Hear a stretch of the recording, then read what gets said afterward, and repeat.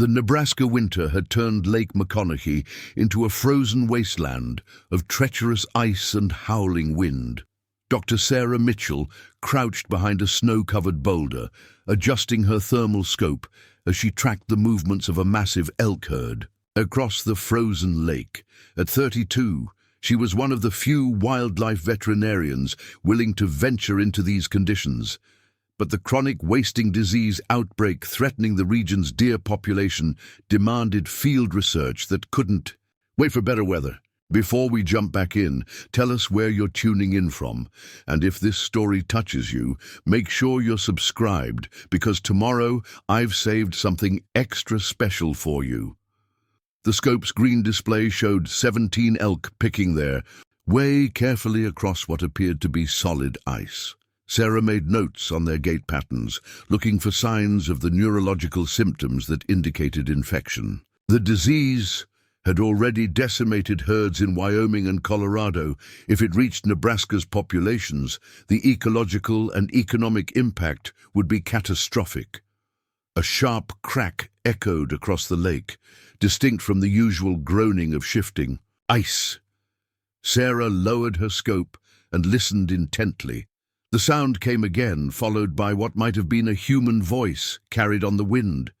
She grabbed her binoculars and scanned the lake's surface, looking beyond the elk herd toward the far shore there, a dark shape on the ice, roughly 800 yards from her position. Through the binoculars, she could make out what looked like a person, but something was wrong with the picture.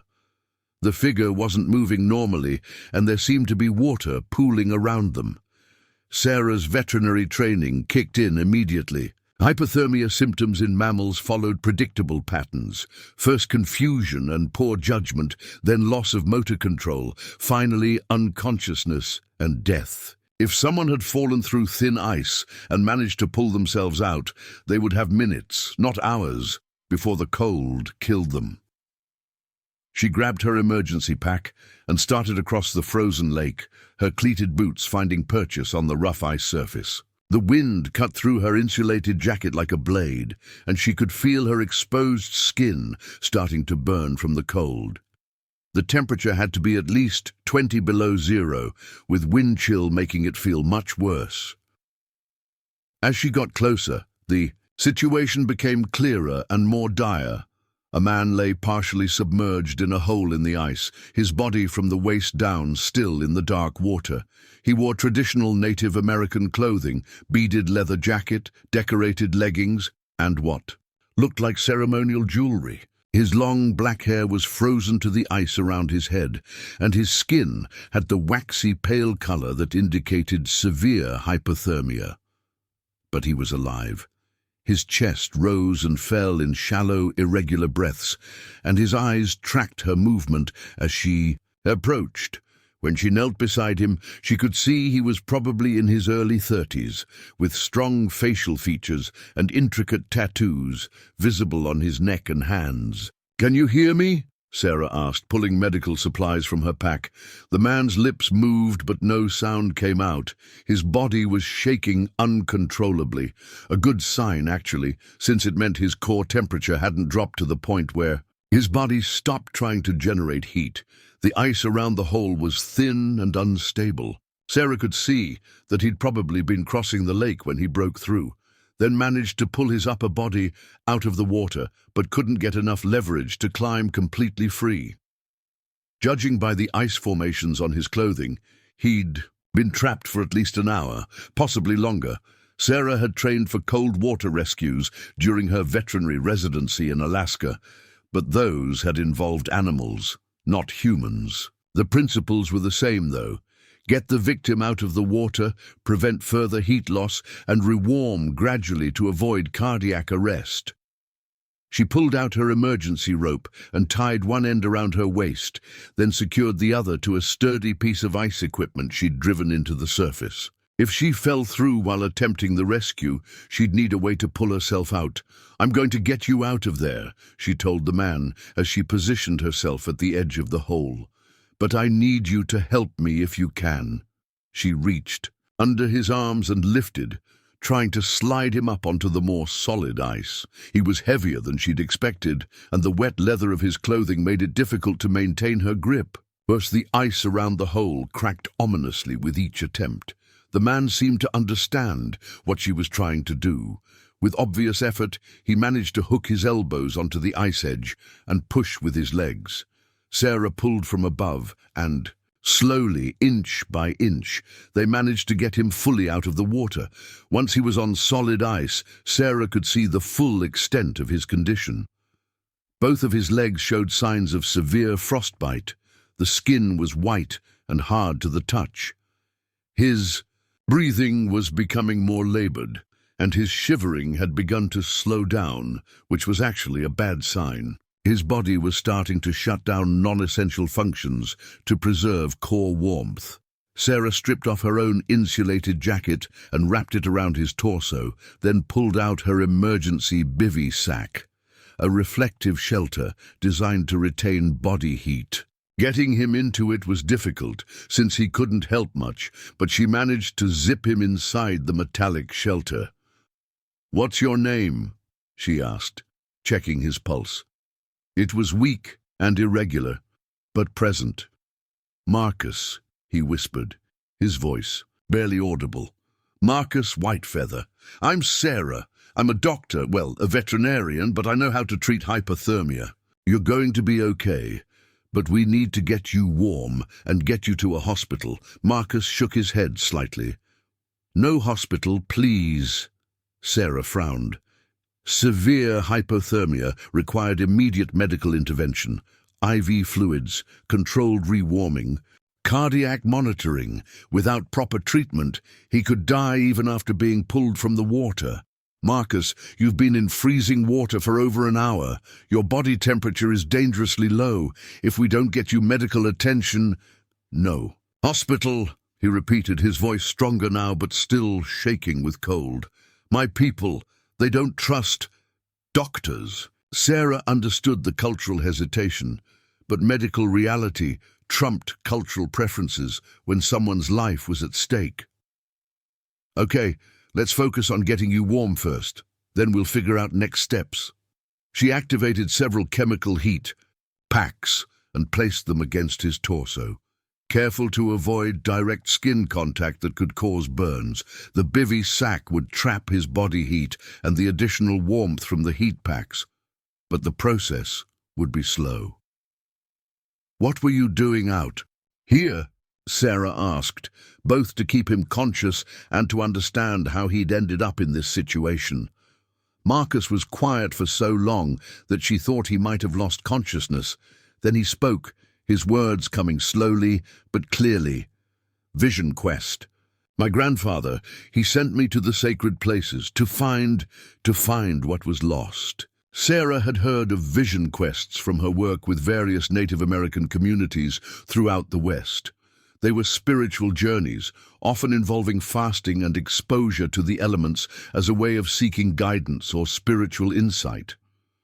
But attempting one in the middle of a Nebraska winter seemed like a death sentence. "Your grandfather sent you out in this weather. The dreams, they showed me where to go. This lake, it's sacred to our people, has been for centuries." Marcus's breathing was becoming more regular, and the color was slowly returning to his face. The immediate crisis was passing, but he still needed proper medical care. "Marcus, I have a truck about half a mile from here. I can get you there, get the heat running, and call for help." "No ambulance," he said firmly. If you can help me get warm, I can make it home." "Where's home?" "Pawnee Reservation, about 40 miles north." Sarah calculated the risks. A 40-mile drive in sub-zero weather with a hypothermia. Victim in her truck wasn't ideal, but it might be better than waiting for an ambulance that would take him to a hospital he refused to go to.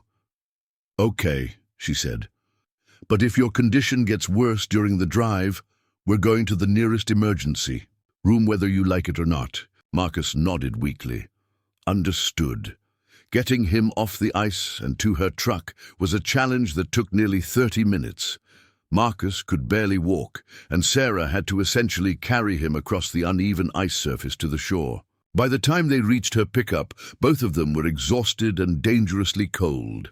Sarah cranked the heat to maximum and helped Marcus into the passenger seat, wrapping him in additional blankets she kept for animal rescues.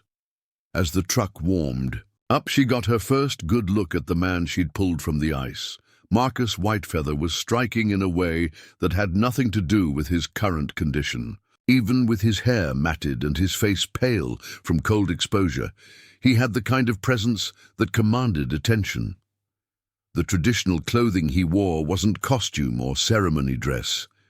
It was authentic, handmade, with intricate beadwork and symbols that suggested deep cultural significance.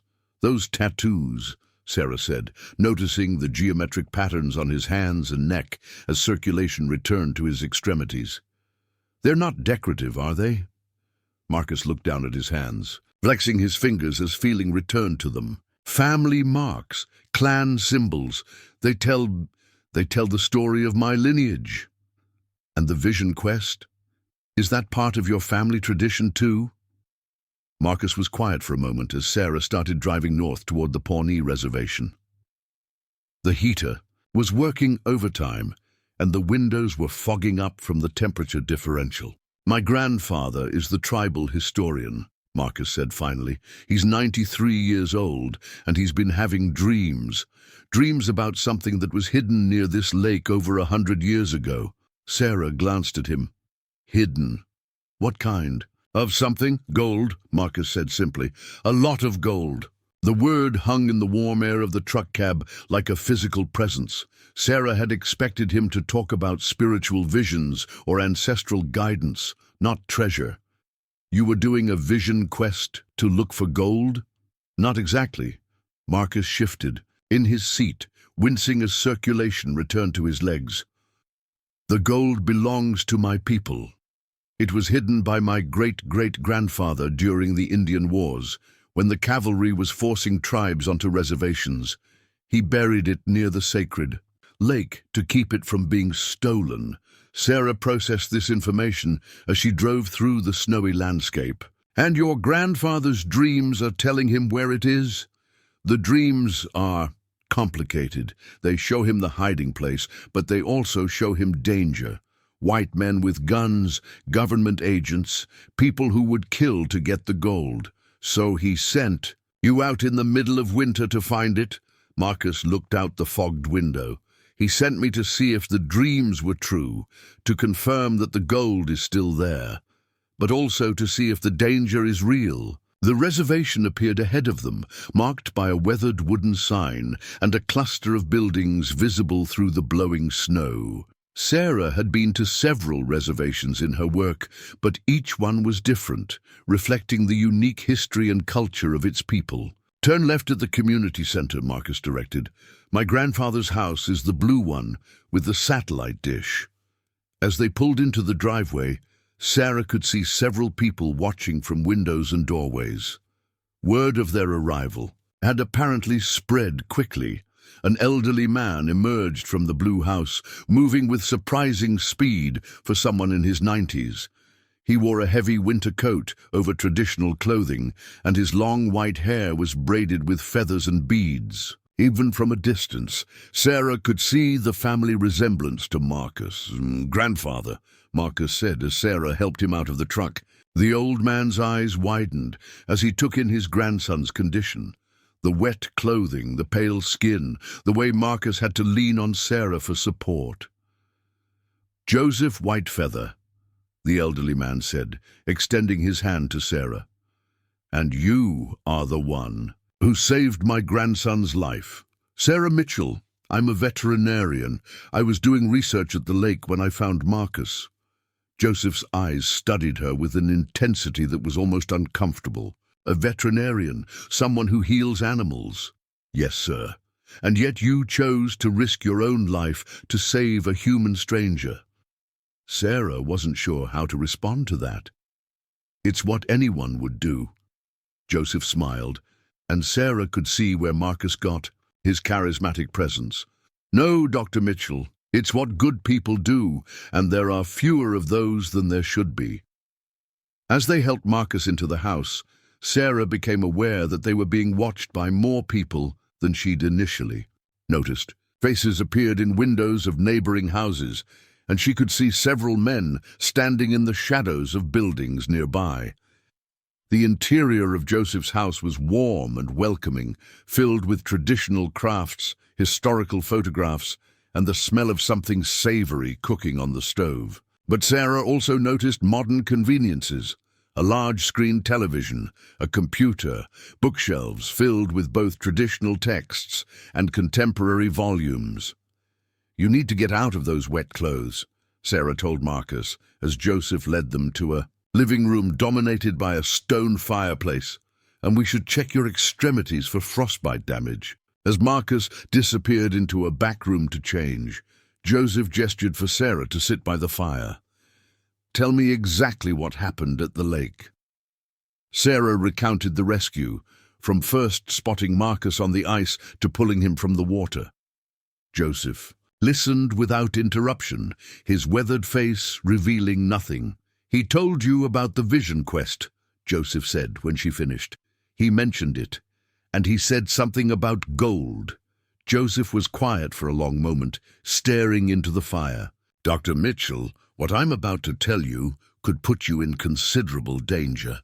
But you saved my grandson's life, and that gives you the right to know what you've gotten yourself involved in." Sarah felt a chill that had nothing to do with the winter weather outside. "What do you mean?" "The gold Marcus was looking for isn't a legend or a family story. It's real, and it's worth more money than most people see in a lifetime. For over a century, my family has been the only ones who knew where it was hidden. And now, preparing and narrating this story took us a lot of time, so if you are enjoying it, subscribe to our channel. It means a lot to us. Now back to the story. Now other people are starting to ask questions. Government people, historians, treasure hunters, people who would kill to get their hands on what my great-grandfather buried. Marcus emerged from the back room wearing dry clothes, jeans and a sweater, but with the same traditional jewelry and a blanket wrapped around his shoulders.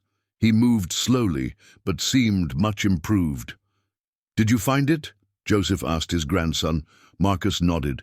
"It's there, exactly where the dreams showed you. But grandfather, there were tracks in the snow, recent tracks. We're not the only ones looking." Sarah looked between the two men, beginning to understand that she'd stumbled into something much larger than a simple rescue. "What kind of tracks?" "Snowmobile tracks, boot prints. Someone else has been searching the area around the lake, probably for the past week." Joseph's expression darkened. "Then it's starting. The dreams showed me this, strangers coming for what isn't theirs, bringing violence and greed." "How much gold are we talking about?" Sarah asked. Marcus and Joseph exchanged glances. Finally, Joseph spoke.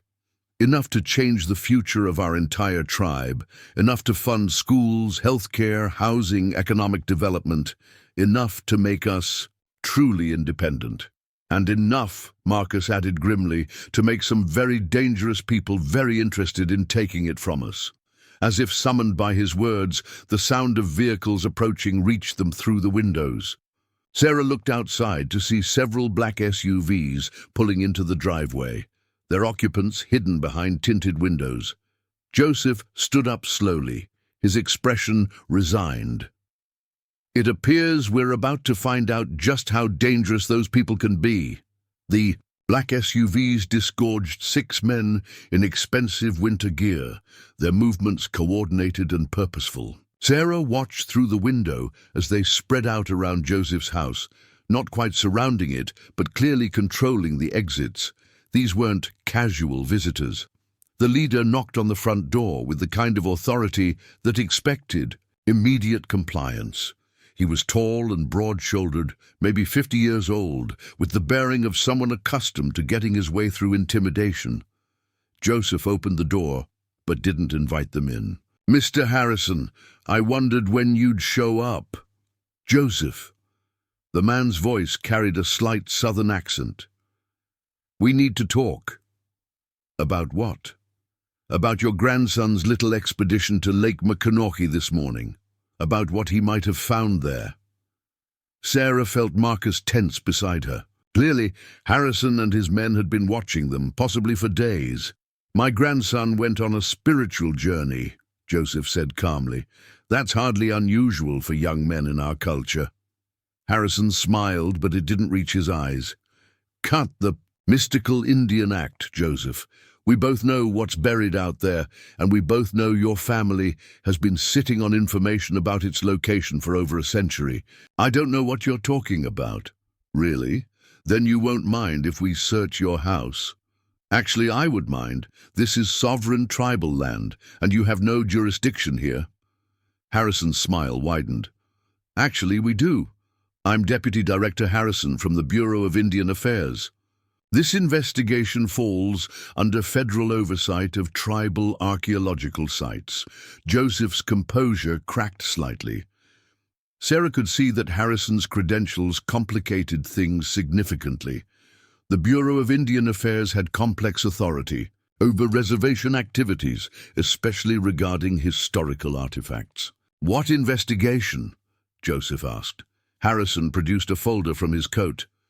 "We've received reports of unauthorized excavation activities near Lake Maconochie, which borders the Pawnee Reservation.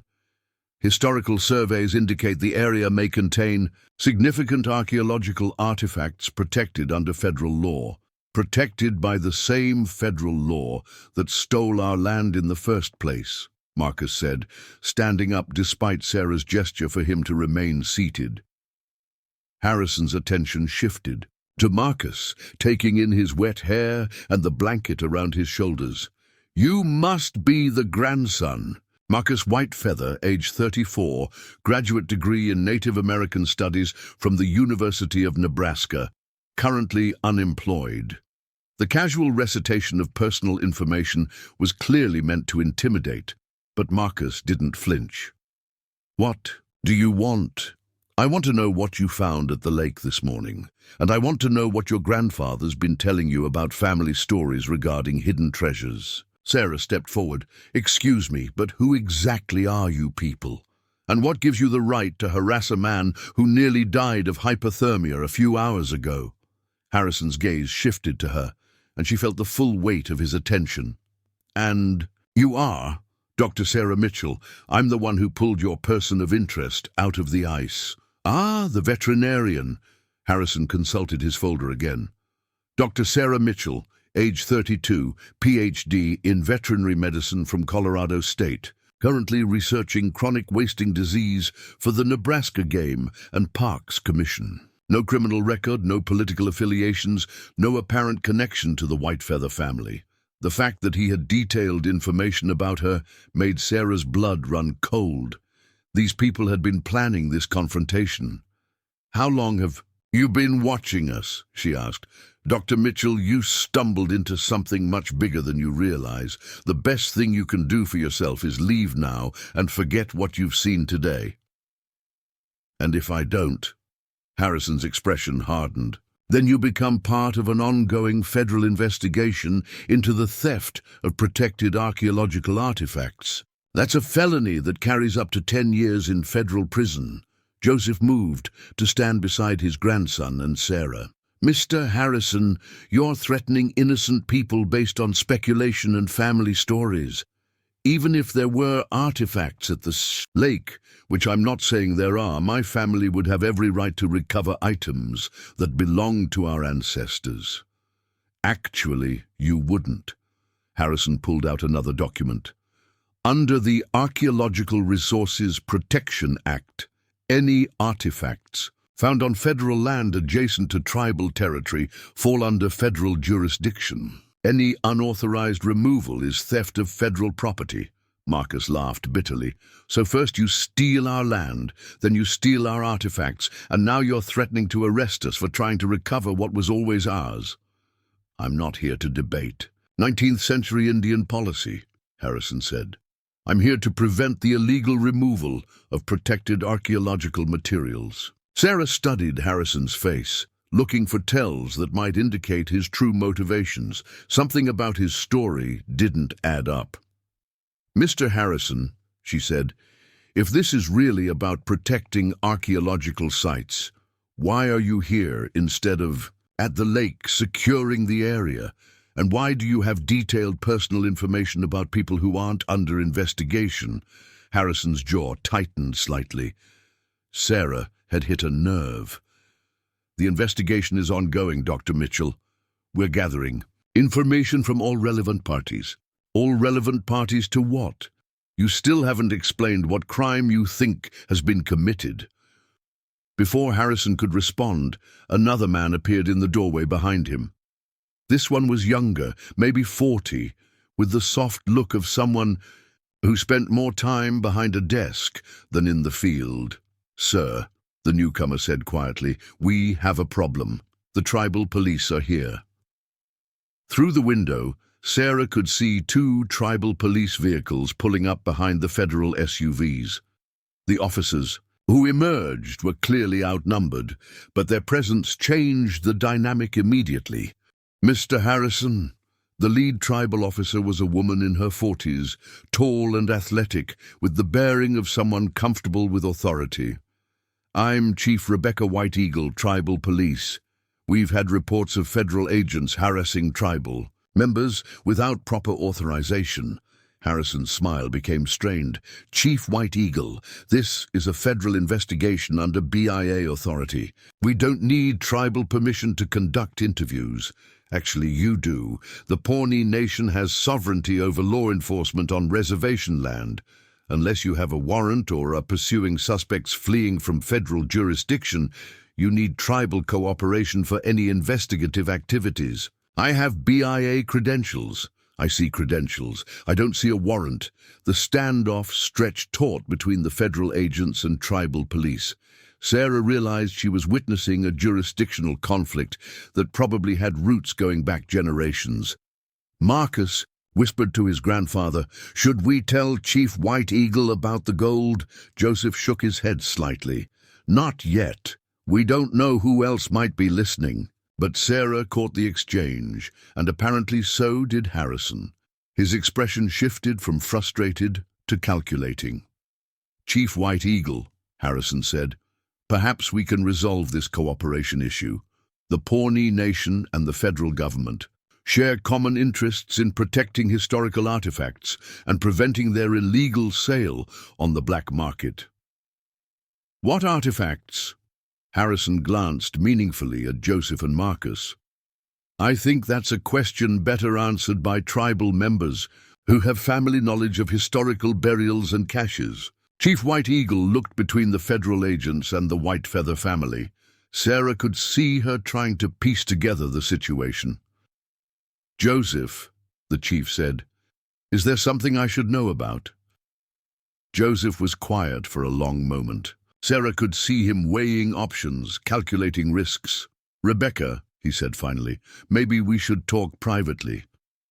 "I think that's an excellent idea," Harrison interjected, "and I think Dr. Mitchell should probably head home now. This is becoming a matter between federal authorities and tribal leadership."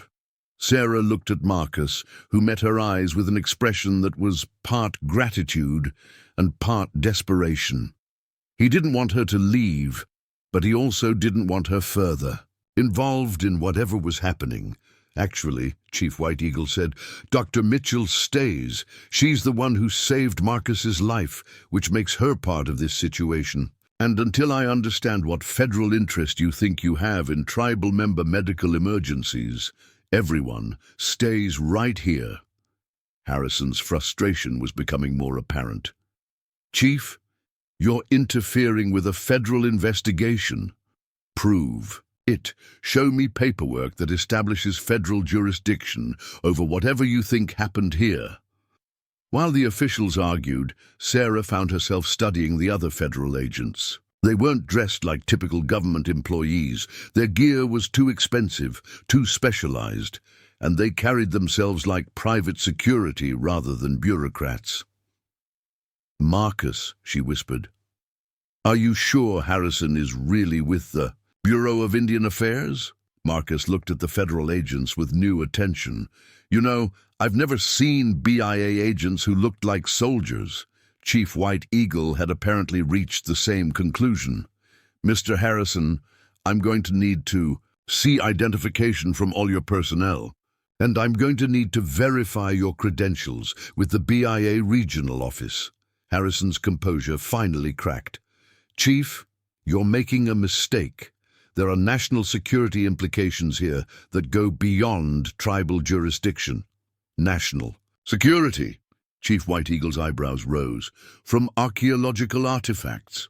Sarah felt pieces clicking into place. It's not about archaeology, is it? It's about the gold. The silence that followed her statement was deafening. Harrison stared at her with undisguised hostility, while Chief White Eagle looked confused. What gold? The chief asked. Joseph sighed deeply. Rebecca, perhaps we should sit down. This is going to take some explaining. Over the next 30 minutes, Joseph told the story he'd clearly been hoping to keep secret. His great-great-grandfather, Chief Standing Bear Whitefeather, had been one of the last Pawnee leaders to resist relocation to Indian Territory in the 1870s. As the cavalry closed in, Standing Bear had gathered the tribe's accumulated wealth, gold, coins, silver jewelry, and precious metals traded from other tribes, and buried it near the sacred lake where his people had performed ceremonies for generations. The location was passed down through family oral tradition, but each generation had faced circumstances that made recovery impossible or inadvisable. Joseph's grandfather had been too old by the time the reservation was established. Joseph's father had died young in World War II. Joseph himself had spent decades focused on cultural preservation and education rather than treasure hunting. But the dreams started 6 months ago, Joseph explained. Dreams about strangers digging near the sacred lake, about violence and death if the gold fell into the wrong hands. Chief White Eagle listened with growing amazement. Joseph, are you telling me there's actually a treasure buried on tribal territory? Adjacent to tribal territory, Harrison corrected. The lake is on federal land, managed by the Army Corps of Engineers. Any artifacts found there would be federal property. Not artifacts, Marcus said firmly. Personal property belonging to my family. Property buried over a century ago without proper documentation or legal claim, Harrison countered. Sarah watched the argument unfold, but her attention was drawn to something else. Through the window, she could see more vehicles arriving, not official ones, but pickup trucks and SUVs with civilian plates. The tribal police presence had apparently attracted attention from reservation residents. Chief, Sarah said, interrupting. The legal debate. I think we have bigger problems. Everyone turned to look outside. At least 20 tribal members had gathered in the yard, and more were arriving. The federal agents were now significantly outnumbered, and the crowd's mood seemed tense. Harrison spoke quietly into a radio device. Sarah couldn't hear his words, but his body language suggested he was calling for backup. Joseph, Chief White Eagle said urgently, if there really is gold buried out there, and if word is starting to spread, we're going to have every treasure. Hunter and criminal organization in the region converging on this area. It's already started, Marcus said grimly. I told you I saw tracks at the lake. Someone else has been searching. Harrison ended his radio conversation and turned back to the group. I've been authorized to offer the Pawnee Nation a partnership arrangement. The federal government will provide security and archaeological expertise for the recovery operation. Any artifacts found will be catalogued and preserved, with appropriate compensation paid to the tribe. How much compensation? Chief White Eagle asked. That would depend on the archaeological and historical value of any items recovered. Sarah could see the trap immediately. In other words, the federal government gets the gold, and the tribe gets whatever you decide it's worth after you've taken possession. Harrison's smile was condescending. Dr. Mitchell, archaeological evaluation is a complex process that requires expertise that you don't have, Marcus interrupted, and it requires legal authority that you haven't established. The standoff was interrupted by the arrival of another vehicle, this one clearly official. A black sedan with government plates pulled up, and a woman in her 50s emerged. She wore a tailored coat over professional attire and moved with the confidence of someone accustomed to being the highest-ranking person in any room. "Mr. Harrison," she said as she approached the house, "you were supposed to secure the cooperation of tribal leadership, not create a public incident." Harrison's face went pale. "Director Walsh, the situation has become more complicated than anticipated." Director Walsh surveyed the crowd of tribal members, the standoff between federal agents and tribal police, and the tense faces visible through the house windows. "I can see that. Chief White Eagle, I'm Director Patricia Walsh, Regional Supervisor for the Bureau of Indian Affairs. I apologize for any misunderstanding my agents may have created. Your agents threatened to arrest tribal members for exercising their cultural and legal rights," Chief White Eagle said firmly. "And they've been gathering detailed personal information about private citizens without apparent legal justification," Sarah added. Director Walsh studied Sarah with interest. "You must be Dr. Mitchell. Your intervention this morning saved Mr. Whitefeather's life." "That's right. And now you find yourself in the middle of a situation involving potential archaeological discoveries and competing federal and tribal claims." "I find myself in the middle of what looks like an attempted robbery," Sarah said bluntly. Walsh's eyebrows rose. "That's a serious accusation, Dr. Mitchell.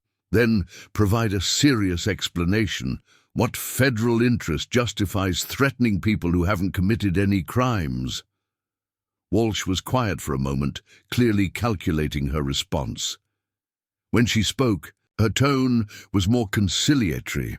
"Dr. Mitchell, the federal government has legitimate interests in protecting archaeological sites and ensuring that any historically significant discoveries are properly preserved and studied. However, we also recognize tribal sovereignty and the rights of Native American communities to their cultural heritage, which means we're prepared to offer the Pawnee Nation a genuine partnership in any recovery and preservation efforts." Joseph stepped forward. "Director Walsh, with respect, my family has been the guardian of this information for over a century. We don't need federal partnership to recover what has always belonged to us. Mr. Whitefeather, you may not need partnership, but you may need protection. Word about potential treasure discoveries tends to spread quickly, and it attracts dangerous attention from people who don't respect tribal sovereignty or federal law." As if to emphasize her point, the sound of helicopters became audible overhead. Sarah looked up to see 2 aircraft circling the area, not government helicopters, but civilian ones with news media markings. "Too late," Marcus said grimly. "The story's already out." Chief White Eagle was speaking rapidly into her radio, apparently coordinating security measures. The crowd of tribal members in the yard had grown to over 50 people, and Sarah could see more vehicles approaching in the distance. "Director Walsh," Chief White Eagle said, "if the federal government wants to partner with the Pawnee Nation, we need to see good faith. That means no more threats, no more intimidation, and full transparency about what you know and how you learned." Walsh nodded slowly. "That's reasonable. But, Chief, we also need your cooperation in managing this situation before it spirals out of control. If treasure hunters and media attention converge on this area, people are going to get hurt." "Then maybe," Sarah said, "it's time for everyone to be honest about what's really at stake here." The question hung in the air as news helicopters circled overhead, and the crowd of onlookers continued to grow. The simple rescue of a man from freezing water had become something much larger and more dangerous, and Sarah realized that her decision to help a stranger was about to change everything. For everyone involved, the news helicopters weren't the only aircraft circling overhead. Sarah noticed a third helicopter, black and unmarked, maintaining a higher altitude than the media choppers. When she pointed it out to Chief White Eagle, the tribal police chief's expression darkened. "That's not media," White Eagle said, raising binoculars to study the aircraft. "No markings, no registration numbers visible, professional surveillance equipment." Director Walsh followed their gaze upward, and Sarah caught a flicker of concern cross her face. "That's not one of ours." "Then, whose is it?" Sarah asked. Before Walsh could answer, her phone rang. She stepped away to take the call, but her body language suggested the news wasn't good. When she returned, her professional composure had cracked slightly. "We have a problem," Walsh announced. "That helicopter belongs to Titan Recovery Services." "Never heard of them," Chief White Eagle said. "Private archaeological recovery company. Officially, they specialize in underwater salvage and historical site excavation. Unofficially, they're treasure hunters with military-grade equipment and a reputation for operating in legal gray areas." Marcus moved to the window, studying the unmarked helicopter. "How did they find out about the gold?" Walsh's silence was answer enough. Sarah felt pieces clicking together in her mind. "You told them," she said, staring at Walsh. "The federal government told them. Dr. Mitchell, that's exactly what happened. You've been planning this for months, haven't you? The federal government contracts with Titan Recovery to excavate the site.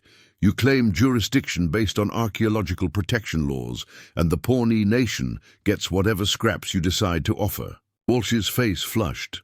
"The relationship with Titan Recovery is legitimate.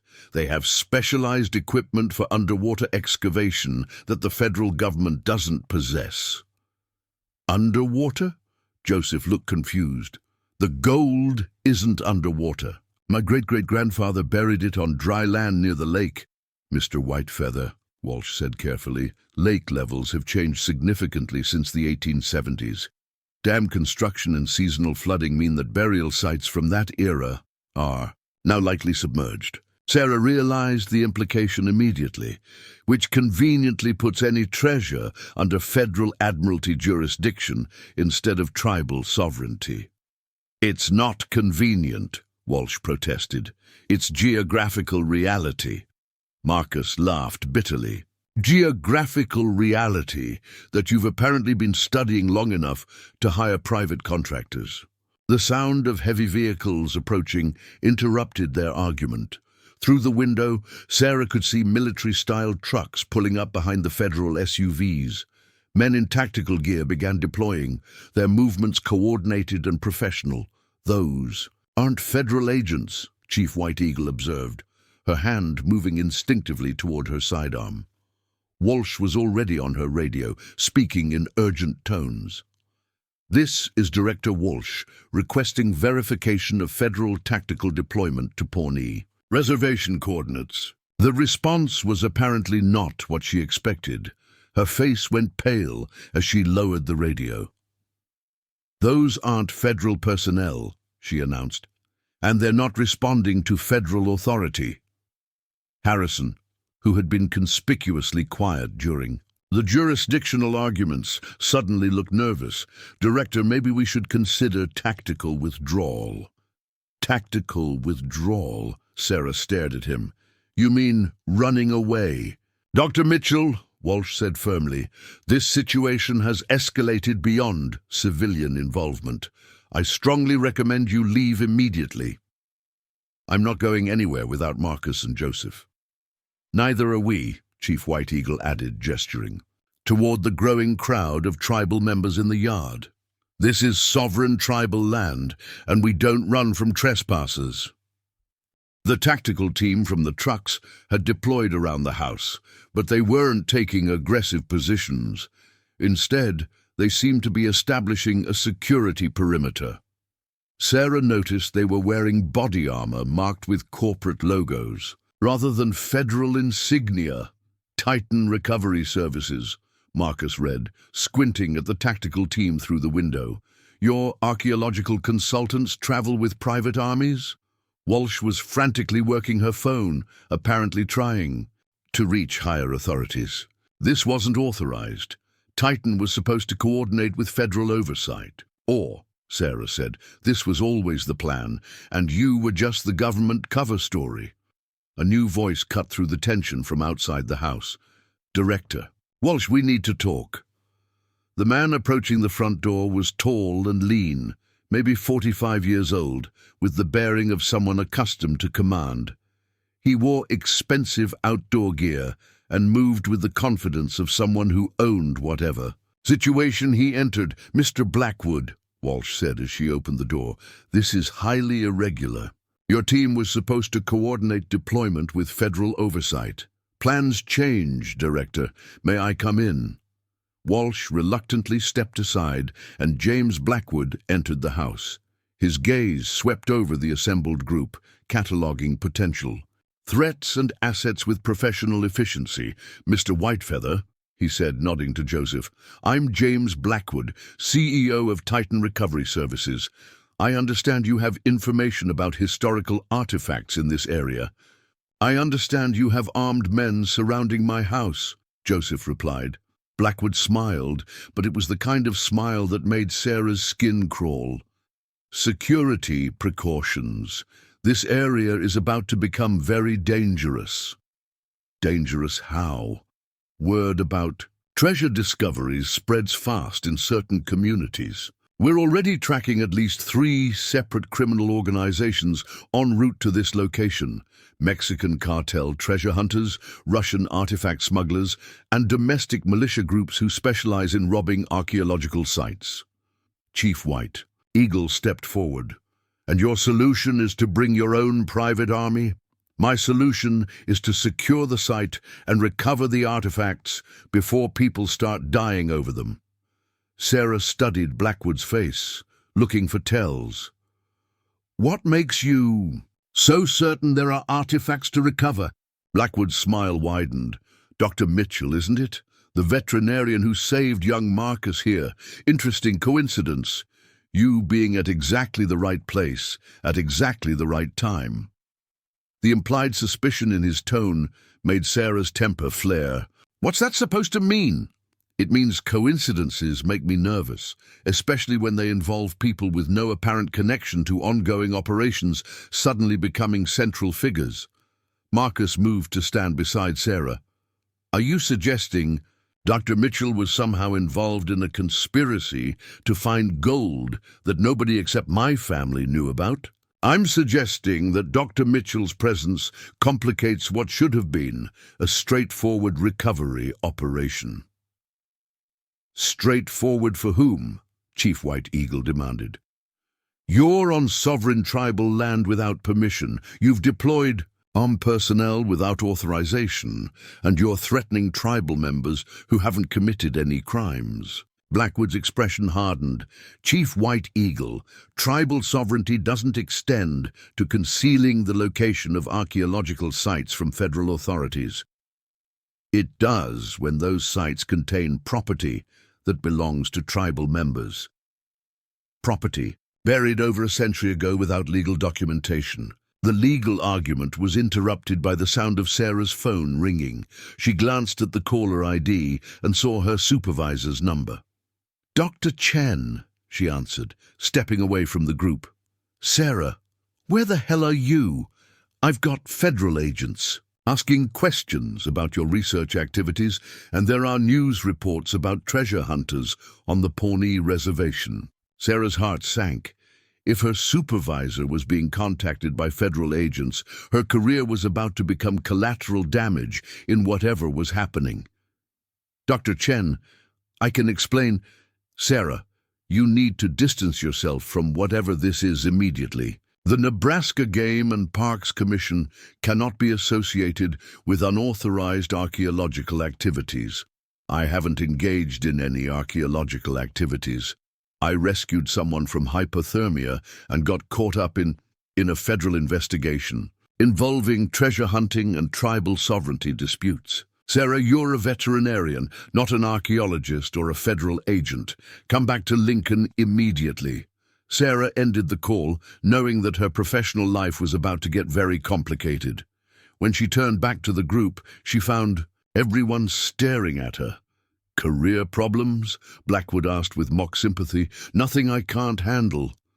"Dr. Mitchell," Director Walsh said, "this really would be an excellent time for you to return to your normal responsibilities." "My normal responsibilities include protecting people and animals from harm. Marcus and Joseph are people. They're being threatened by armed strangers on their own land. I'm staying." Joseph studied her with something like admiration. "Dr. Mitchell, you understand that staying could cost you your career, possibly more than your career. Some things are worth the risk." Marcus squeezed her hand. "Sarah, you don't owe us this." "Yes, I do. I pulled you out of that water, which makes me responsible for keeping you alive long enough to see this through." Blackwood had been following this exchange with growing impatience. "This is all very touching, but we need to discuss practical matters. Mr. Whitefeather, I'm prepared to offer your family a substantial finder's fee for information about the location of the buried artifacts." "How substantial?" Chief White Eagle asked. 10% of recovered value, paid in cash upon successful excavation." Joseph laughed. 10% of property that already belongs to my family. Property that you can't recover without specialized equipment, legal protection, and security services. Property that's about to attract every criminal organization between here and Mexico City. As if summoned by his words, Chief White Eagle's radio crackled with urgent reports from tribal police. "Patrols. Chief, we've got multiple unknown vehicles approaching the reservation from 3 different directions. Armed occupants, serious firepower, no identification." Sarah felt ice forming in her stomach. "How many vehicles?" "At least 8 that we can confirm, possibly more." Blackwood nodded grimly. "It's starting. The treasure hunting community has very efficient communication networks. By tomorrow, this area will be crawling with every criminal organization, militia group, and freelance gunman between here and the Gulf Coast." Director Walsh was again working her phone frantically. "I'm requesting federal law enforcement backup, but response time could be hours." "You don't have hours," Blackwood said. "Mr. Whitefeather, the offer stands. 10% of recovered value plus guaranteed security for your family. But the offer expires when the shooting starts." "And if we refuse?" Blackwood shrugged. "Then you try to defend your family against military-trained treasure hunters with whatever resources you have available." Sarah looked around the room, counting potential defenders. Joseph was 93 years old. Marcus was still recovering from severe hypothermia. Chief White Eagle had 2 tribal police officers against potentially dozens of armed criminals. Director Walsh and her federal agents were bureaucrats, not soldiers. "There's another option," Sarah said quietly. Everyone turned to look at her. "We get to the gold first." The silence that followed was broken by Marcus. "What do you mean?" "I mean we stop arguing about who has the right to recover it and actually recover it tonight, before the criminal organizations arrive in force." Blackwood laughed.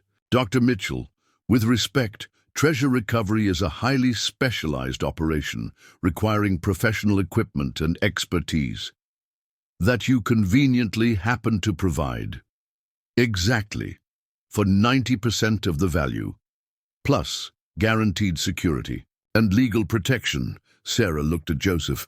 "How certain are you about the location?" The elderly man was quiet for a moment, his weathered face thoughtful. "The dreams have been very specific. I could find it, even in winter conditions, even at night. The sacred places call to those who know how to listen." Marcus stepped forward. "Sarah, what are you proposing?" "I'm proposing we take back control of this situation. Your family's treasure, your family's land, your family's decision about what happens next." Chief White Eagle was listening intently. You're talking about a recovery operation without federal oversight or private contractor involvement. I'm talking about tribal sovereignty in action. Blackwood's expression had shifted from amused to concerned. Dr. Mitchell, you're proposing an illegal archaeological excavation on federal land. I'm proposing that a Native American family recover a property that belongs to them from land that was stolen from their ancestors. Director Walsh looked horrified. Dr. Mitchell, you can't seriously be suggesting. I'm suggesting that the Pawnee Nation exercise its sovereign rights before those rights get buried under federal bureaucracy and private contractor greed. The room fell silent except for the sound of helicopters overhead and radio chatter from Chief White Eagle's officers reporting more approaching vehicles. Finally, Joseph spoke. Dr. Mitchell, if we were to attempt such a recovery, we would need someone with medical training in case of emergencies. You'd have someone with medical training.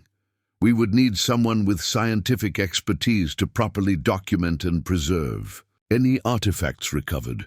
You'd have someone with scientific expertise, and we would need someone brave enough to risk everything for people she barely knows. Sarah met his gaze steadily. You'd have someone brave enough? Marcus looked at his grandfather, then at Sarah, then at the federal agents and private contractors who had invaded their home. Grandfather, I think it's time to finish what our ancestor started. Joseph nodded slowly. Then we go to the lake tonight, and may the spirits of our ancestors guide us to what was hidden and protect us from those who would steal it. Outside, the sound of approaching vehicles grew louder, and the unmarked helicopter continued its surveillance overhead. The race for Chief Standing Bear's gold was about to begin, and Sarah realized she had just volunteered to help a Pawnee family take on the federal government, private military contractors, and organized criminal groups in a treasure hunt that could end with all of them dead or in federal prison. But looking at Marcus, still weak from his brush with death, and Joseph, determined to fulfill a century-old family obligation, she knew she'd made the right choice. Some battles were worth fighting regardless of the odds. The plan they hatched was desperate and dangerous, but it was theirs.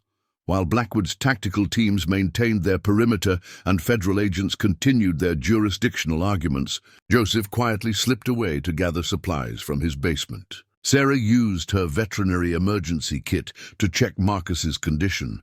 His core temperature had stabilized, but he was still weak from the hypothermia exposure. "You're in no shape for a nighttime excavation in sub-zero weather," Sarah told him, as she checked his pulse. "I'm in no shape to let strangers steal my family's heritage," Marcus replied. "Besides, my great-great-grandfather's spirit is guiding this. I can feel his presence." Chief White Eagle coordinated with her officers to create a diversion. At precisely 11 p.m., tribal police would conduct routine patrols that would draw surveillance attention away from the lake access roads. The federal agents and Titan contractors would assume any nighttime activity was law enforcement related. But as they finalized their preparations, Sarah noticed something troubling. Director Walsh had been making increasingly urgent phone calls, and her conversations suggested that federal patience was running thin. "Sir, I understand the political sensitivity," Walsh was saying into her phone, "but the situation is deteriorating rapidly. We have private contractors operating without oversight, multiple criminal organizations en route, and tribal leadership refusing to cooperate with federal authority." Sarah caught fragments of the response through the phone's speaker.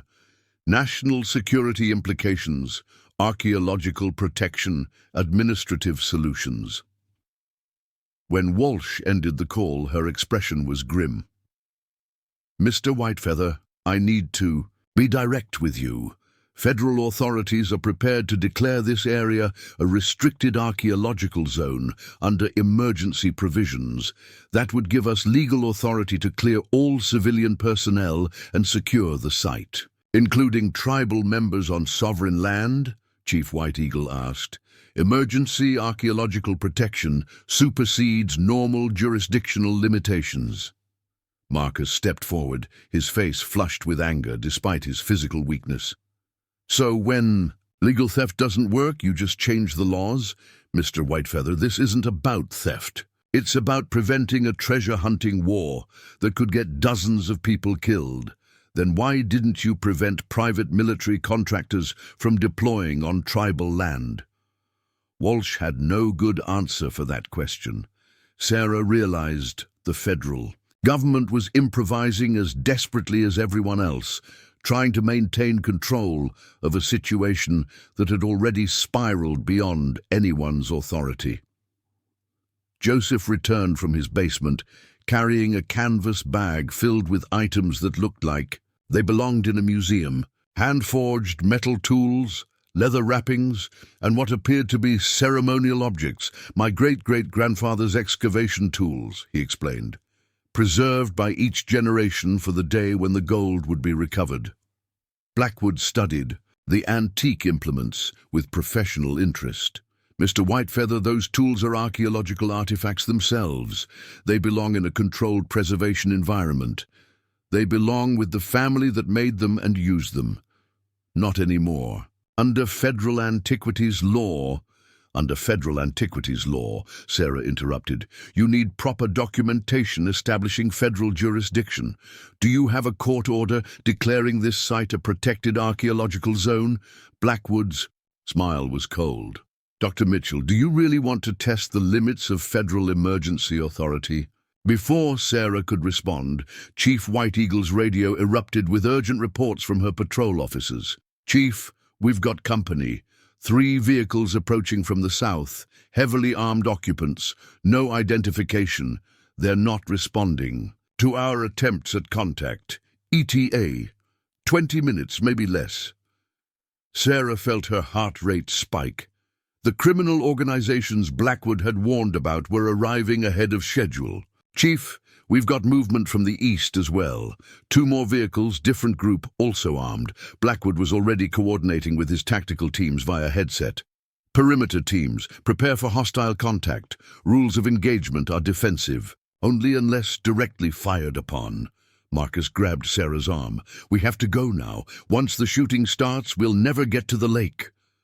Joseph shouldered his bag of ancestral tools. "The spirits are telling me this is our moment. If we wait, the opportunity will be lost forever." Director Walsh overheard their conversation. "You cannot seriously be considering a treasure hunt in the middle of an armed standoff. We're considering recovering family property before criminals." "Steal it," Sarah said firmly. "Dr. Mitchell, I am ordering you as a federal authority to remain in this house." "You have no authority to order me to do anything. I'm not a federal employee. I'm not under arrest, and I'm not on federal land." Walsh's face flushed with frustration. "You're interfering with a federal investigation. Prove it. Show me a warrant, an indictment, or any legal document that establishes federal jurisdiction over Dr. Sarah Mitchell." While Walsh sputtered with legal arguments, Chief White Eagle approached Sarah quietly. "Dr. Mitchell, if you're determined to do this, my officers can provide escort to the lake access road, but after that, you're on your own." "What about the approaching criminal groups? We'll do our best to delay them, but we're outgunned and outnumbered.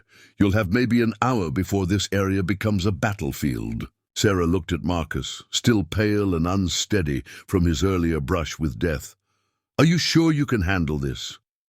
My great-great-grandfather buried that gold while cavalry troops were hunting him through this exact terrain. I think I can manage one night of treasure hunting."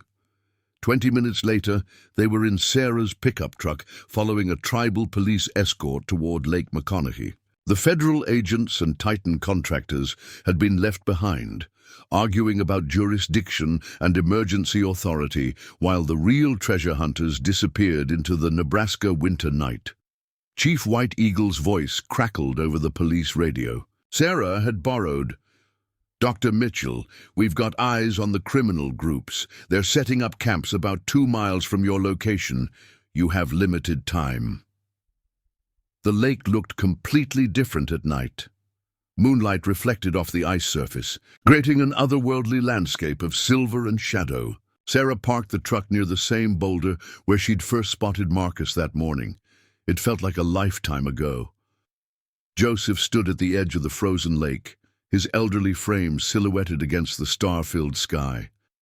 He held a traditional, ceremonial item that looked like a compass made of bone and metal. "The spirits are strong here tonight," he said quietly.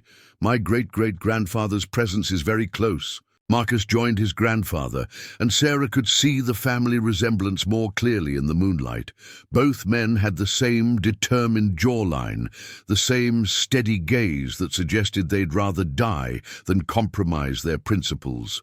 "The burial site is about 300 yards from shore," Joseph said, consulting his traditional navigation tool. "But the ice—" Sarah knelt and tested the surface with her boot. It felt solid, but she'd learned that morning how deceptive lake ice could be. "I have ice cleats and safety rope," she said. "We go together and we stay roped to each other. If someone falls through, we all fall through." The trek across the frozen lake was treacherous and tense. Every step could be their last, and the sound of their boots on the ice seemed to echo for miles in the still night air. Twice they heard the distant sound of vehicles approaching the shore, but the sounds faded as the criminal groups apparently established their base camps. Joseph's ancestral navigation proved remarkably accurate. At precisely the spot his bone compass indicated, they found evidence of disturbance in the snow, recent excavation attempts that had been abandoned when the diggers hit solid ground. "Someone else has been here," Marcus observed, kneeling to examine the abandoned dig site. Professional equipment, metal detectors, even ground-penetrating radar. Sarah studied the excavation marks. They were looking in the wrong place, all this equipment, but they were digging about 50 feet from where you're indicating. Joseph smiled in the moonlight. "Technology is useful, but it cannot replace spiritual connection to the land. My great-great-grandfather chose this spot for reasons that machines cannot understand." They began digging with Joseph's ancestral tools, working by moonlight and the dim glow of Sarah's emergency flashlight.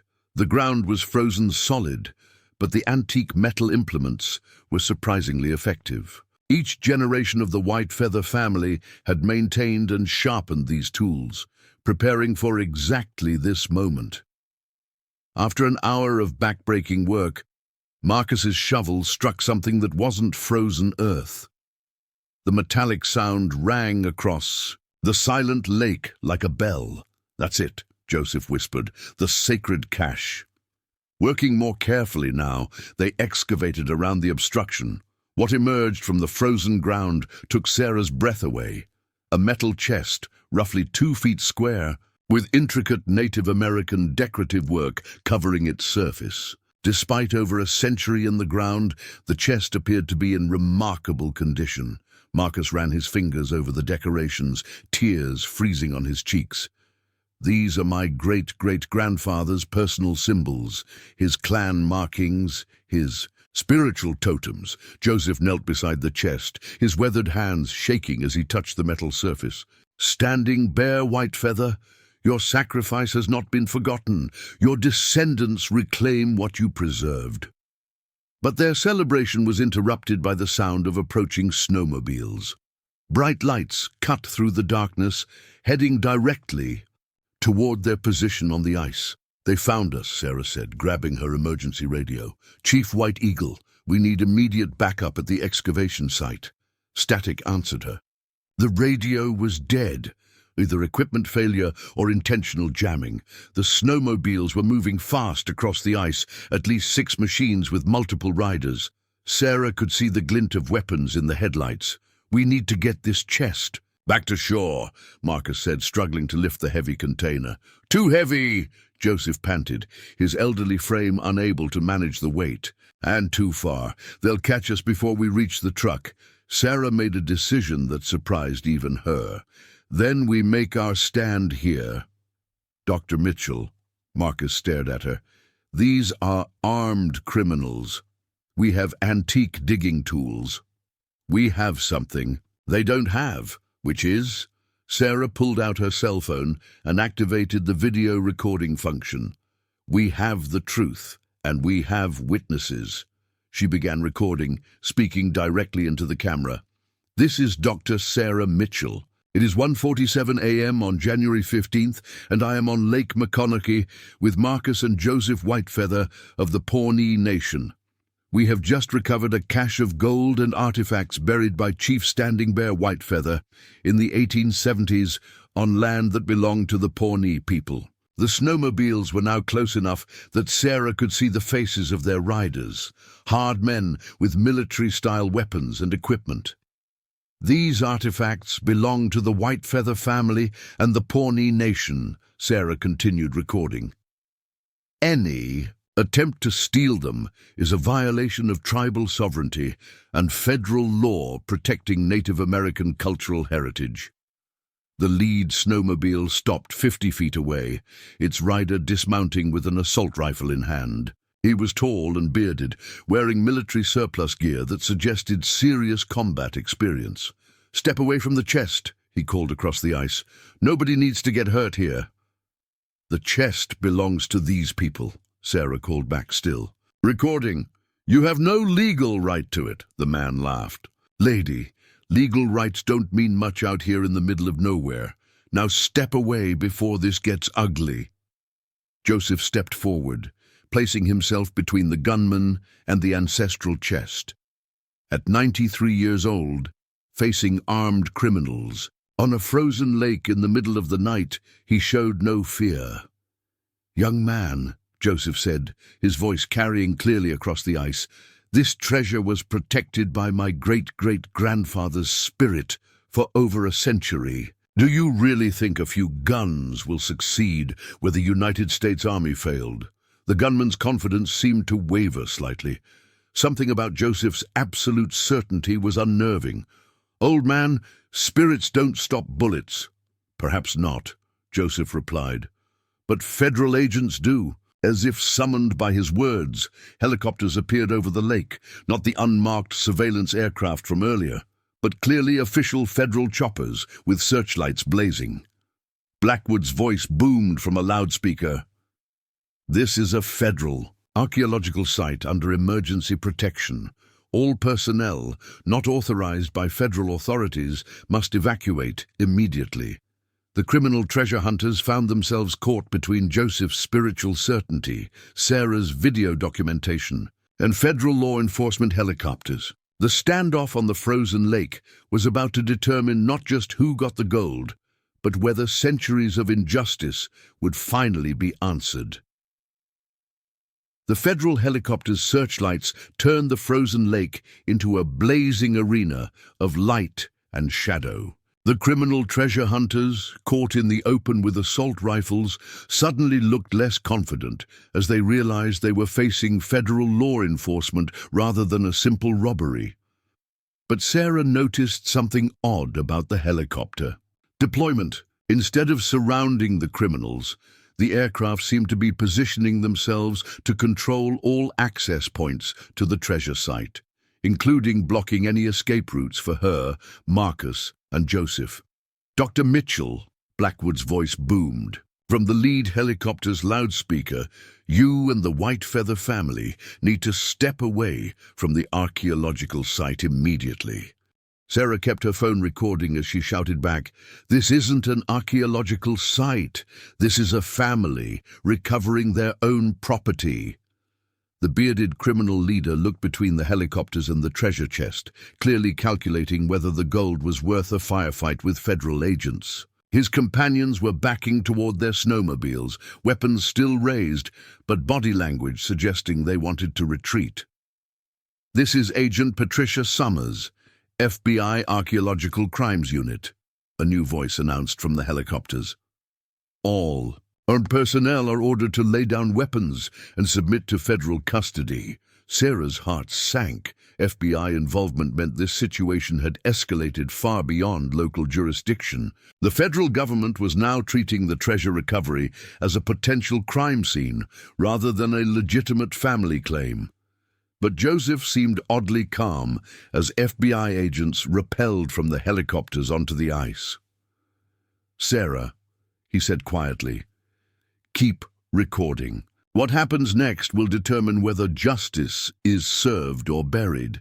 The FBI agents moved with professional efficiency, securing the criminal treasure hunters first. The bearded leader offered no resistance as his weapons were confiscated and, his hands zip-tied behind his back. "Sir," one of the FBI agents addressed Joseph, "I need you to step away from the container and keep your hands visible." "Agent," Joseph replied with dignity, "I am 93 years old, standing on a frozen lake in the middle of the night. Do I look like a threat to federal security?" The agent's expression softened slightly. "Sir, this is now a federal crime scene. Everyone needs to be processed and cleared before we can determine what laws may have been violated." Sarah stepped forward, still recording. "Agent, what crime are you investigating? These people recovered property that belongs to their family, from land that was stolen from their ancestors. Ma'am, I'll need you to stop recording and surrender your device as potential evidence." "Evidence of what?" "I'm documenting the legal recovery of tribal property." Agent Summers landed on the ice and approached their group. She was a tall woman in her 40s with graying hair and the bearing of someone accustomed to complex jurisdictional disputes. "Dr. Mitchell," Summers said, "I'm familiar with your situation. You've been involved in this matter since you rescued Mr. Whitefeather this morning. I've been involved in preventing crimes against Native American citizens. That's a matter of perspective. From a federal law enforcement standpoint, you've been involved in unauthorized excavation of archaeological materials on federal land." Marcus, who had been silent during the federal deployment, finally spoke. "Agent Summers, may I ask who reported this archaeological excavation to federal authorities?" Summers glanced toward the helicopters where Blackwood was conferring with other federal agents. The report came through proper channels from authorized archaeological consultants. Authorized by whom? By the Bureau of Indian Affairs, in coordination with the Department of Interior. Sarah felt pieces clicking together. "Agent Summers, were you aware that the so-called archaeological consultants have been planning to steal this treasure for months? That they've been using federal authority to legitimize what amounts to organized theft?"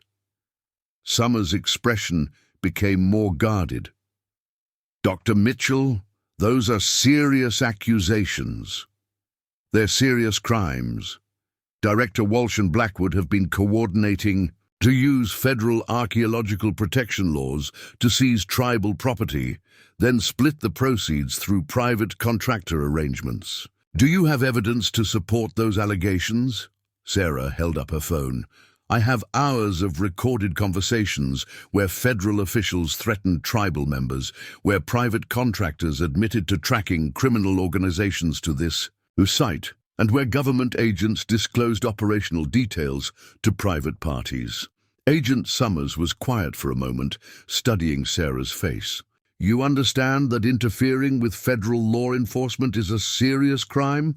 You understand that corruption of federal law enforcement is a more serious crime?" The standoff was interrupted by Chief White Eagle's voice crackling over a portable radio one of the FBI agents was carrying. "Agent Summers, this is Chief Rebecca White Eagle, Pawnee Tribal Police. We have confirmation that multiple federal agencies received reports about this operation from sources that appear to be coordinating with criminal organizations." Summers accepted the radio. "Chief White Eagle, explain." "We intercepted communications between the criminal groups your agents just arrested and someone claiming to represent federal archaeological interests. The criminals were provided detailed maps and excavation schedules." Sarah watched Summers' expression change as she processed this information. The FBI agent was beginning to realize she might have walked into a conspiracy rather than a simple archaeological crime. "Chief White Eagle, are you suggesting federal agents provided intelligence to criminal treasure hunters?" "I'm suggesting Someone with access to federal information has been coordinating with multiple criminal groups to steal tribal property. Marcus stepped closer to Agent Summers. Agent, my family has protected the secret of this treasure for over a century. We told no one outside our family about its location. The only way criminal organizations could have known to come here is if someone with access to federal surveillance provided that information. Summers was now studying Blackwood and Director Walsh with new suspicion. Mr. Whitefeather, are you accusing federal agents of conspiracy? I'm accusing someone of conspiracy. Whether they're actually federal agents or just pretending to be is something you'll have to determine. As if summoned by the accusation, Director Walsh's voice came. Over the FBI radio, Agent Summers, this is Director Walsh, Bureau of Indian Affairs. What's the status of the archaeological site's security? Summers keyed the radio. Director Walsh, we've secured the site and arrested multiple criminal suspects, but we have some questions about how those suspects obtained intelligence about the excavation operation. The radio was silent for several long seconds. When Walsh responded, her voice sounded strained. Agent Summers, all intelligence sharing was conducted through proper federal channels in coordination with authorized archaeological consultants. Director, the tribal police chief has evidence suggesting coordination between federal sources and criminal organizations. Another long silence. Agent Summers, I think there may be some confusion about the scope and authority of this operation. Perhaps we should coordinate directly rather than over open channels, Sarah whispered to Agent Summers. She's trying to get you away from witnesses. Summers nodded slightly, then keyed her radio again. Director Walsh, I'll need to see all documentation regarding federal authority for this operation, all communication records with private contractors, and all intelligence sharing agreements with outside parties. Agent Summers, some of that information may be classified under national security provisions. Director, theft of tribal property isn't a national security matter. It's a criminal matter. The radio went silent. Summers turned to her team of agents.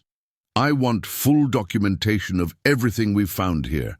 I want statements from all parties involved, and I want a complete investigation of how criminal organizations obtained federal intelligence about this operation. Joseph had been listening to the federal agents' conversations with growing satisfaction. Agent Summers, he said, my great-great-grandfather hid this treasure to protect it from corrupt government officials. It seems his wisdom was prophetic. Mr. Whitefeather, if your family's claims to this property are legitimate, federal law enforcement will protect those claims. And if federal law enforcement has been corrupted by the same people trying to steal our property, Summers met his gaze steadily, then federal law enforcement will clean house. As FBI agents began processing the crime scene and documenting the recovered treasure, Sarah realized the situation had fundamentally shifted. Instead of fighting federal authority, they were now working with honest federal agents to expose corruption within the system. But the victory felt fragile. Walsh and Blackwood were still free, still connected to higher authorities, still capable of using federal bureaucracy to legitimize their theft. The treasure was recovered, but the battle for justice was just beginning. Marcus squeezed Sarah's hand as they watched FBI agents carefully photograph and catalog the contents of his great-great-grandfather's cache. Sarah, thank you for everything. Thank your great-great-grandfather's spirit, Sarah replied. I think he guided all of us to this moment. Agent Summers overheard their exchange. Dr. Mitchell, Mr. Whitefeather, this investigation is far from over. We'll need your continued cooperation to build a case against the corrupt officials. Agent, Joseph said with a slight smile, my family has been waiting over a century for justice. We can wait a little longer. 3 weeks after the confrontation on the frozen lake, Sarah sat in a federal courthouse in Omaha, watching director Patricia Walsh and James Blackwood face a grand jury on charges of conspiracy, racketeering, and violation of tribal sovereignty rights. The courtroom was packed with reporters, tribal representatives, and federal officials trying to distance themselves from the scandal. The investigation had moved faster than anyone expected. Agent Summers' team had uncovered a network of corruption that stretched from local BIA offices to private archaeological firms across the Southwest. Walsh and Blackwood had been running similar schemes on at least 6 different reservations, using federal authority to legitimize treasure hunting operations that enriched private contractors while stealing from tribal communities. "Dr. Mitchell," the federal prosecutor called, "please tell the jury about your first interaction with the defendants." Sarah stood and walked to the witness stand, still amazed that her simple act of pulling a man from icy water had led to exposing federal corruption. "I encountered Director Walsh and Mr. Blackwood when they arrived at Joseph Whitefeather's home with armed personnel, claiming federal authority to investigate archaeological sites. Did they present proper legal documentation for this authority? No. When challenged, they made threats about federal law enforcement rather than providing legal justification for their presence on sovereign tribal land." The prosecutor displayed photographs of the recovered treasure chest on a large screen. "Dr. Mitchell, can you describe what was found in Chief Standing Bear Whitefeather's cache?" Sarah looked at the images, remembering the moment when Marcus first lifted gold coins that had been buried for over a century. The chest contained approximately 40 pounds of gold coins, silver jewelry, and sacred tribal artifacts. The total value was later appraised at over $2 million. And who determined the rightful ownership of these items? The FBI's Cultural Property Recovery Unit confirmed that all items were personal property belonging to the Whitefeather family, with clear documentation of tribal ownership dating to the 1870s. In the gallery, Sarah could see Marcus and Joseph sitting with Chief White Eagle. Marcus had recovered fully from his hypothermia, and the ordeal had seemed to strengthen rather than diminish him. Joseph, despite his 93 years, had become a powerful advocate for tribal rights, testifying before congressional committees about federal corruption affecting indigenous communities. The defense attorney, a sharp-dressed man who clearly specialized in defending federal officials, stood for cross-examination. "Dr. Mitchell, isn't it true that you encouraged the unauthorized excavation of what federal authorities believed to be a protected archaeological site?" "I encouraged a Native American family to recover property that belonged to them from land that was stolen from their ancestors, but you had no legal training to make that determination. I had eyes to see justice and courage to act on it." The defense attorney's expression suggested he regretted asking that question.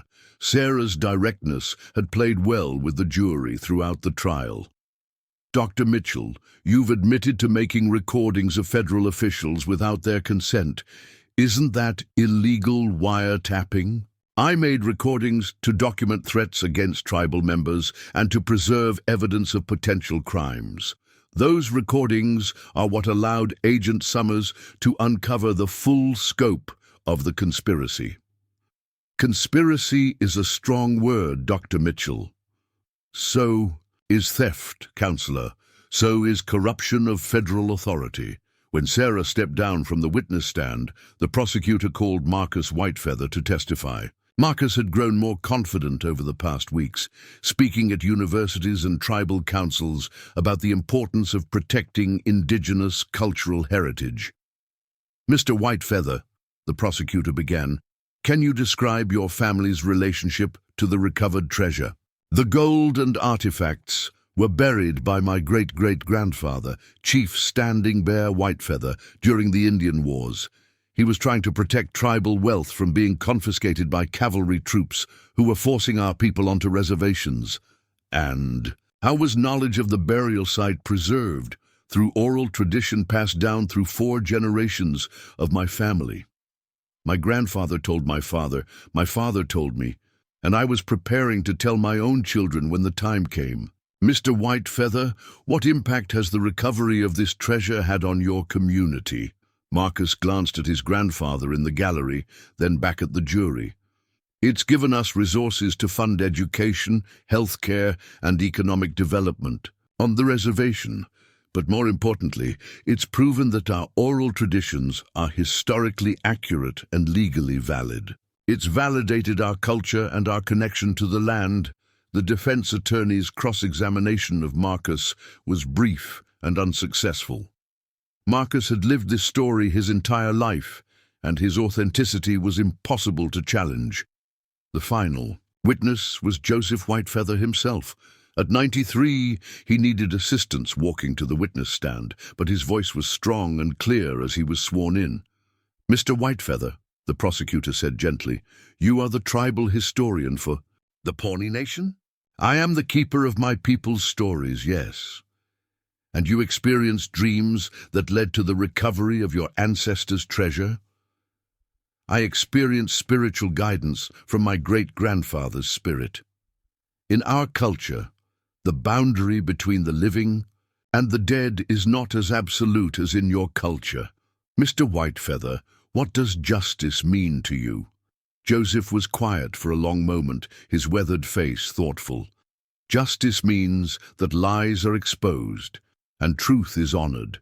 It means that the powerful cannot steal from the powerless without consequences. It means that my great-great-grandfather's sacrifice was not in vain. And do you believe justice has been served in this case? Justice is being served. The corrupt officials will face consequences for their crimes. My family has recovered what was always ours, and other tribal communities have seen that they can fight federal corruption and win. The defense attorney declined to cross-examine Joseph, apparently recognizing that challenging a 93-year-old tribal elder would not play well with the jury. After closing arguments, the jury deliberated for only 6 hours before returning. Guilty verdicts on all counts. Director Walsh received 8 years in federal prison and forfeiture of all assets connected to the conspiracy. James Blackwood received 12 years and dissolution of his company. But the legal victory was only part of the transformation that had occurred. Sarah had discovered that her act of saving one person had connected her to something much larger than herself. She had taken a leave of absence from her veterinary position to work with tribal communities on cultural preservation projects, using her scientific background to document and protect indigenous knowledge. Marcus had enrolled in law school, planning to specialize in federal Indian law and tribal sovereignty issues. Someone needs to understand both traditional knowledge and modern legal systems, he told Sarah. Dr. Mitchell proved that outsiders can be allies, but we also need indigenous lawyers who can protect our communities. Joseph had become something of a celebrity, invited to speak at conferences and universities about the intersection of traditional knowledge and modern justice systems. Despite his age, he traveled extensively, sharing the story of how spiritual guidance and legal determination had defeated federal corruption. Chief White Eagle had been promoted to head of regional tribal law enforcement with federal funding to train other tribal police forces in dealing with archaeological crimes and federal jurisdiction issues. 3 months after the trial, Sarah stood once again at Lake McConaughey. But this time, she was not alone. The site had been designated as a National Historic Landmark, with the Pawnee Nation maintaining primary authority over its preservation and interpretation. Marcus joined her at the water's edge, which was flowing freely now that spring had arrived. "Sarah, I need to ask you something." "What's that?"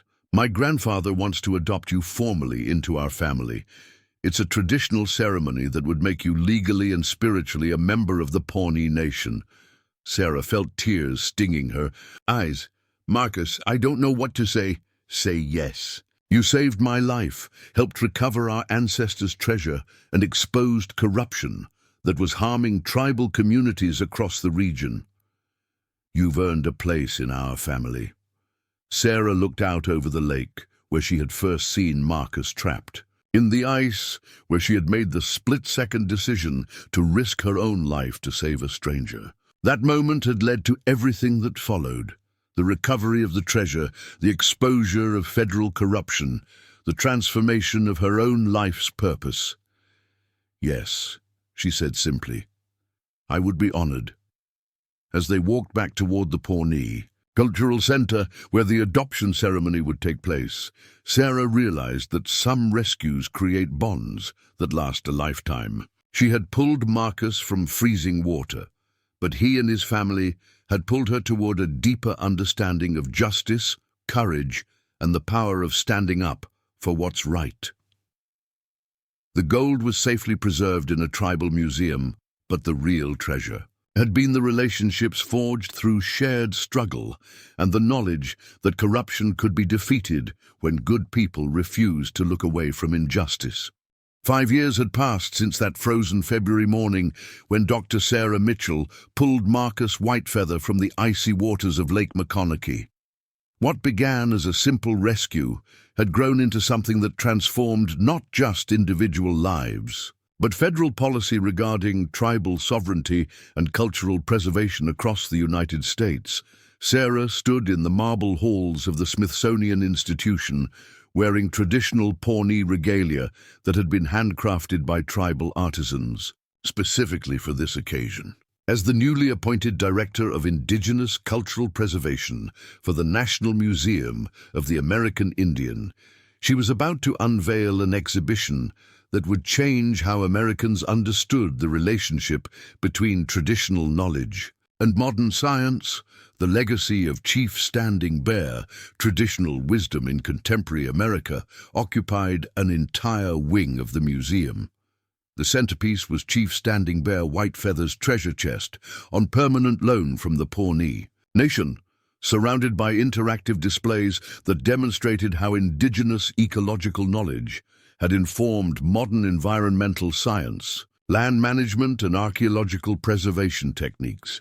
Marcus approached her from across the exhibition hall, now Dr. Marcus Whitefeather, having completed his law degree and a Ph.D. in federal Indian law. He wore a tailored suit with traditional silver jewelry, embodying the bridge between ancient culture and contemporary legal practice that he had become.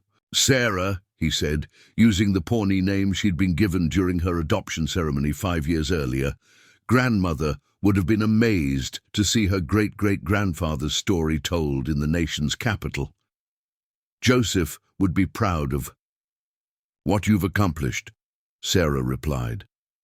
Joseph had passed away peacefully 2 years earlier at age 95, having lived long enough to see the federal legislation named in his honor, the Joseph Whitefeather Tribal Cultural Preservation Act, which fundamentally reformed how federal agencies interacted with tribal archaeological sites and traditional knowledge.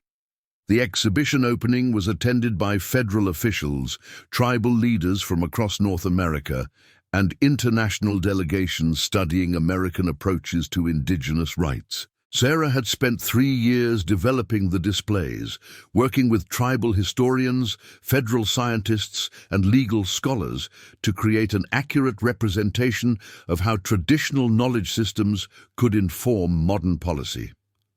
Dr. Elena Rodriguez, Secretary of the Interior, approached Sarah and Marcus as they reviewed the final preparations. "Dr. Mitchell, Dr. Whitefeather, this exhibition represents exactly the kind of partnership between federal institutions and tribal communities that the administration wants to promote." "Secretary Rodriguez," Sarah replied, "the exhibition exists because tribal communities insisted on being partners rather than subjects. The Pawnee Nation didn't just provide artifacts. They provided the intellectual framework for understanding what those artifacts represent." And the legal precedents established by the Whitefeather case have been applied to similar situations in 12 other states, Marcus added. Traditional oral history is now accepted as valid documentation in federal court, and tribal sovereignty over cultural property has been significantly strengthened. Secretary Rodriguez nodded approvingly. The economic impact has been substantial as well. The Pawnee Nation's development initiatives, funded by the recovered treasure, have become models for sustainable economic growth on reservations. Indeed, the Pawnee Nation had transformed itself over the past 5 years. The $2 million in gold and artifacts had been invested in education, healthcare, renewable energy infrastructure, and cultural preservation programs. The reservation now hosted a nationally recognized Indigenous Studies program at the University of Nebraska, a state-of-the-art medical clinic that served surrounding rural communities, and a cultural center that attracted visitors from around the world. But perhaps most importantly, the Pawnee Nation had become a beacon for other tribal communities facing similar challenges. The legal precedents established by Marcus's case had been cited in court decisions protecting tribal water rights, sacred sites, and cultural artifacts from Alaska to Florida. Chief Rebecca White Eagle, now director of the National Association of Tribal Law Enforcement, approached their group. Over the past 5 years, she had developed the incident at Lake McConaughey into a training case study used by federal law enforcement agencies to understand the intersection of tribal sovereignty, archaeological protection, and organized crime. Sarah Marcus, Chief White Eagle, said, "I wanted you to know that the FBI just concluded another operation based on the Whitefeather precedent. They arrested a network of antiquities smugglers who were operating on Navajo land in Arizona using the same techniques your case established." Sarah felt a deep satisfaction at the news. The corruption exposed by Agent Summers' investigation had led to a comprehensive reform of federal archaeological oversight. Private contractors like Blackwood's Titan Recovery Services now operated under strict federal monitoring, and tribal communities had gained significant legal protections against unauthorized excavation of cultural sites. Dr. James Clearwater, the new director of the Bureau of Indian Affairs, joined their conversation. He had been appointed specifically to reform the agency after the Walsh scandal, and had spent his first 2 years in office implementing oversight procedures designed to prevent future corruption. The Whitefeather case fundamentally changed how the BIA approaches tribal relations, Clearwater said. "We now have mandatory consultation requirements, transparency protocols, and independent oversight of all archaeological activities affecting tribal lands. More importantly," Marcus interjected, "tribal communities now know they have legal recourse when federal agencies overreach their authority. The intimidation tactics that Walsh used are much harder to employ when tribal leaders know their rights and have legal precedent supporting their positions." As the exhibition opening ceremony began, Sarah found herself reflecting on the journey that had brought her to this moment. Her career as a veterinarian seemed like a lifetime ago, though she still maintained her medical credentials and occasionally provided emergency care during her travels to reservations across the country. The keynote speaker was Dr. Maria Santos, a Lakota anthropologist who had become one of the leading scholars on the integration of traditional knowledge and federal policy. Dr. Santos had studied the Whitefeather case extensively and had written the definitive academic analysis of its impact on federal Indian law. The Whitefeather precedent represents more than just a legal victory, Dr. Santos told the assembled audience.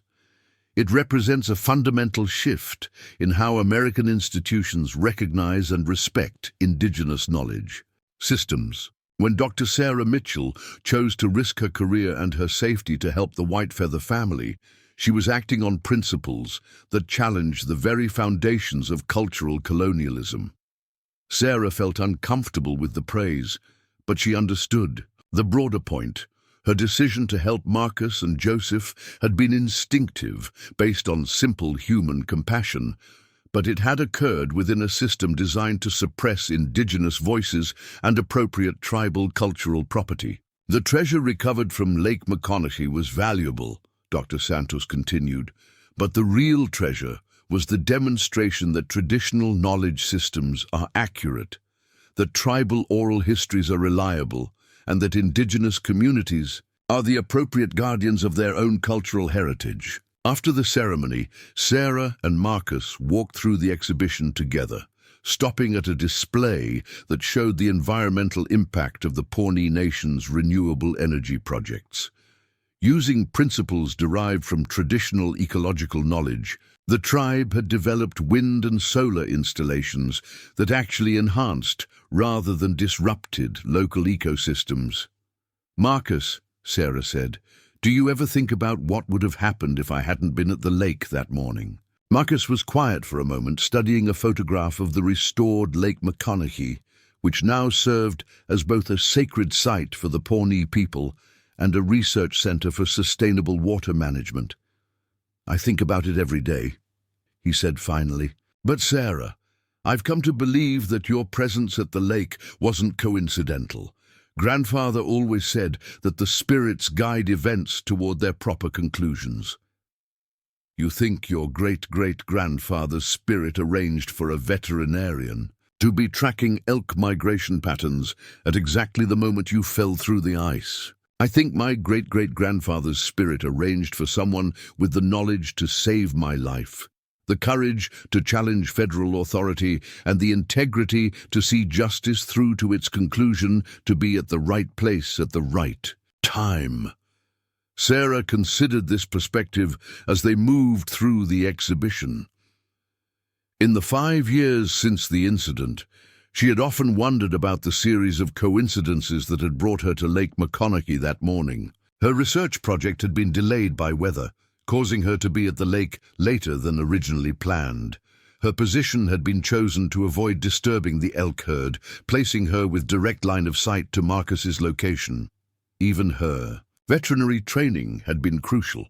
Medical knowledge that allowed her to treat severe hypothermia in field conditions. "Maybe," she said finally, "the spirits work through natural circumstances rather than supernatural interventions." "Maybe," Marcus agreed, "the natural and supernatural are more connected than we usually recognize." They stopped at the final display in the exhibition, which showed the current status of federal archaeological policy reform. Legislation, inspired by the White Feather case, had been enacted in 43 states, and international observers were studying American tribal sovereignty precedents as models for indigenous rights policies in other countries. The economic impact. Statistics were impressive. Tribal communities that had recovered control over their cultural sites and traditional knowledge had seen average income increases of 37%, educational attainment improvements of 22%, and healthcare outcomes that surpassed national averages in several key indicators. But the numbers didn't capture the human dimension of the transformation. Sarah had visited dozens of reservations over the past 5 years, working with communities to document and preserve traditional knowledge systems. She had seen young people reconnecting with cultural practices that had been suppressed for generations.